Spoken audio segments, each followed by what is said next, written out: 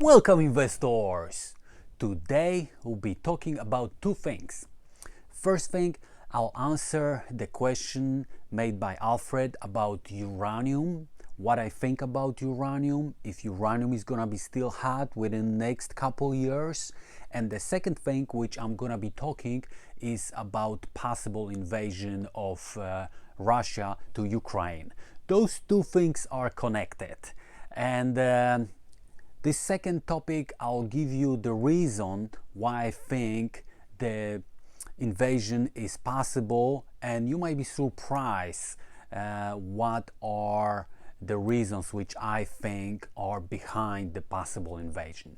So if you are interested in uranium and in possible invasion of Russia into the Ukraine, keep watching, don't go anywhere. So let's start with the first topic, which is the question made by Alfred, and Alfred is making the comment that Germany already shut down 2 nuclear power plants, and do I still believe that uranium within 5 to 10 years will be hot commodity? Alfred, what do I think? I think that uranium is going to be like electricity more than 100 years ago. More than 100 years ago, most of the energy was coming from gasoline, from kerosene. People were using it to light the houses.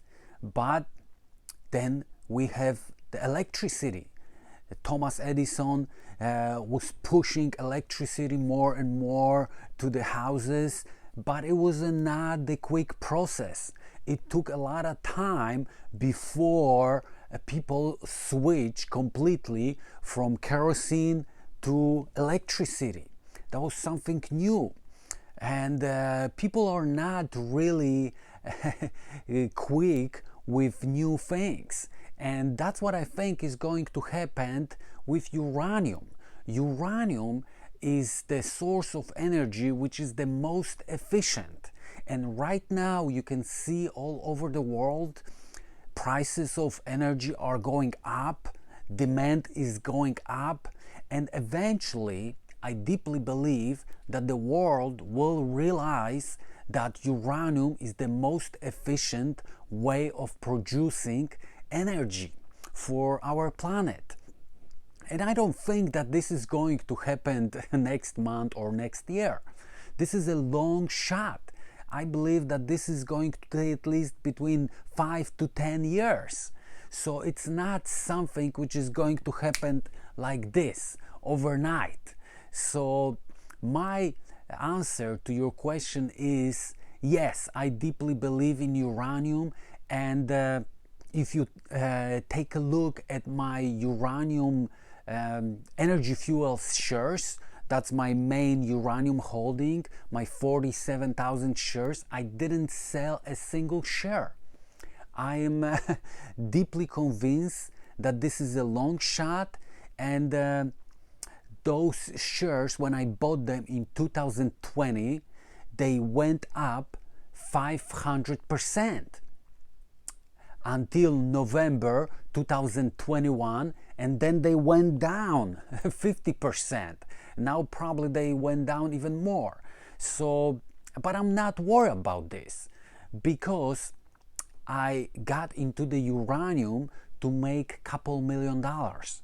I didn't get into the uranium to make couple $100,000. If I wanted to make couple $100,000, I would cash out in 2021.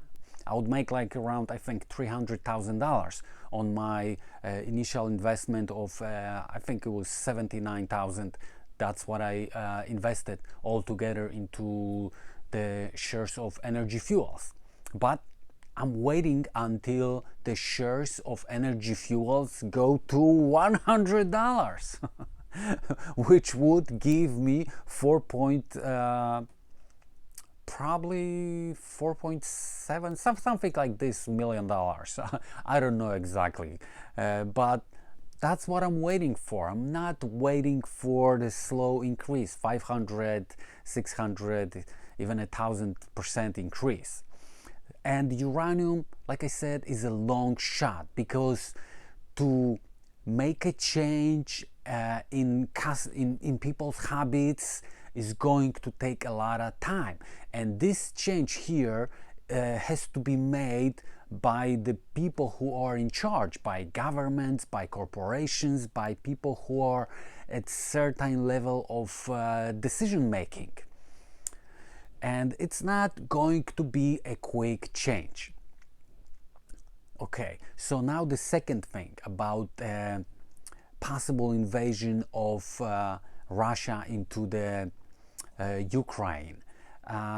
What I deeply believe is that Russia is not afraid of NATO, like they are saying. They're not afraid of missiles which NATO is planning to install somewhere in Eastern Europe. Absolutely not. What Russia and particularly Putin is afraid to have just next door free society. People who are free and speak the same language like they are. Ukraine used to be a part of Russia. And can you imagine if Ukraine is a free country and the country is growing, people are happy, economy is strong? What do you think those people next door in Russia would think? They're gonna think, if they are free, why we cannot be free? Let's go on the streets and start protesting, start demanding a change. That's what Putin is doing. He is already thinking ahead. He's doing preemptive strike. He doesn't want to have next door free society, because this will influence his people, and his people would love to be free in the future. That's why he wants to destroy the free society in Ukraine. He doesn't want the free Ukraine because this might set example for Russian people. Because let's be honest, Putin took power in 1999, and until now, which has been almost 23 years, he did nothing for economy. He did nothing for Russian people. There's just a handful of people, oligarchs, who are making billions. Rest of the people are poor. There is dictatorship. This country is is run by just a small group of people who are stealing entire wealth of the country. And Putin doesn't want to share anything. Plus, his mindset is that he wants to build the greatness of the Russia based on dictatorship, on suppressing people. I think that the better idea would be if he built economy. Can you imagine what would happen in Russia if for past 20 years they build their economy? That would be the biggest blow to the West. Strong Russia. People would be happy. People would be proud really of their own country. Instead of this, they have a guy who is trying to do some kind of diversion, deception, trying to suppress the small, really not meaning much for Russia in comparison to the power Ukraine, so they don't pose the threat, they don't give the great example for the Russians. That's really sad, and I think that Putin taking power in Russia is the biggest disaster of our recent history. Because if instead of Putin would be some kind of open-minded leader, Russia would be a country with very strong and great economy. It's a huge country with huge amount of natural resources. And it's a shame that this kind of country is just it's just a one big gas station. There is no economy, there's no technology over there, just because of one guy. And I feel really awful for the Russian people. It's sad. It's just sad that they have such a horrible leader. And speaking of uranium, you have Russia, then on the south you have Kazakhstan, which recently you probably also saw there was some riots. People demanded lower prices for the gasoline. Government forces started shooting to them. And Kazakhstan is the home to one of the biggest uranium producer in the world, Kazatomprom. So now we are going to the full circle. If Russia decided to go to Ukraine, all West definitively is not gonna be buying uranium from Kazatomprom or from any former Soviet republics. And then of course, who is gonna benefit thanks to this?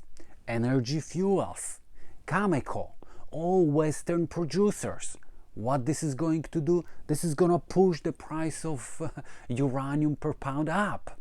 And of course, I would be very, very happy because of this.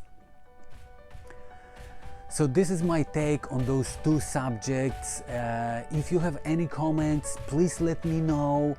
If you think that I'm wrong with my assumption about uranium and about Russia, please let me know. Just explain your position. I would love to learn from you. Thank you so much for watching this video. If you like this video, give me the thumb up and subscribe to the channel. Share this video with your friends all over the social media. Once more time, thank you so much for your time. Hope you stay healthy and well. Have a great day.